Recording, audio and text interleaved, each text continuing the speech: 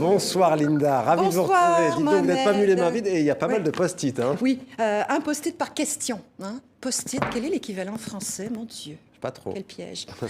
Mohamed, doit-on dire... Marque-page. Marque-page, merci. C'était pas dans le nouveau livre de l'Académie. Ah. Bon, donc, première question. Doit-on dire « on a été » ou « on est allé » Faut-il mettre une majuscule à état d'urgence? Est-il correct de dire « je vous parle depuis Paris » Dire ou ne pas dire? Ceci est la question. Regardez comme il est beau, mon bouquin. Vert et or, parfaitement assorti aux habits des membres de l'Académie. C'est vrai. Il vient de sortir aux éditions Philippe Ray. Il recense 800 articles choisis dans la rubrique du même nom sur Internet. Dire, ne pas dire, fait la chasse, ouvrez les guillemets, aux mauvais usages, aux emplois fautifs, aux abus de sens, aux inventions langagières et bien sûr, aux anglicismes. Pour les plus jeunes d'entre nous, je rappelle que l'Académie française, fondée en 1634, a pour mission de normaliser la langue. On trouve donc dans ce livre des conseils utiles pour fixer les règles, une bonne fois pour toutes. Attention! Par exemple, le verbe spoiler, très en vogue. Pour l'Académie, spoiler, qui se répand dangereusement, est un croisement bâtard entre l'anglais et le français. Spoiler, c'est raconter la fin du film à quelqu'un qui ne l'a pas vu. Chut! Spoilez pas! Spoilez pas, à ne pas dire, bien sûr. À la place, l'Académie recommande « ne gâchez pas le plaisir, ne me racontez rien ». Ou encore « ne dites pas à la fin du film ».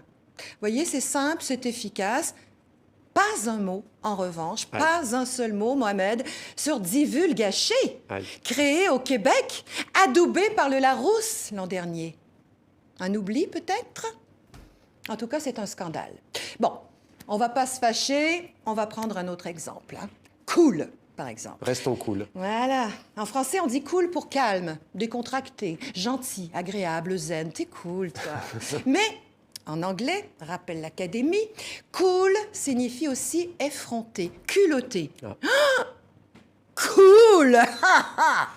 Alors, plutôt que d'employer un anglicisme au contour flou, on lui préférera des formes françaises. On ne dira pas « le professeur est absent, cool, trop cool !»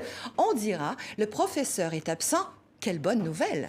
On ne dira pas non plus « c'est cool que vous veniez ». Non, non, on dira « cela me réjouit que vous veniez ». Ce sont les conseils de l'Académie, vous voyez? Non, je me moque.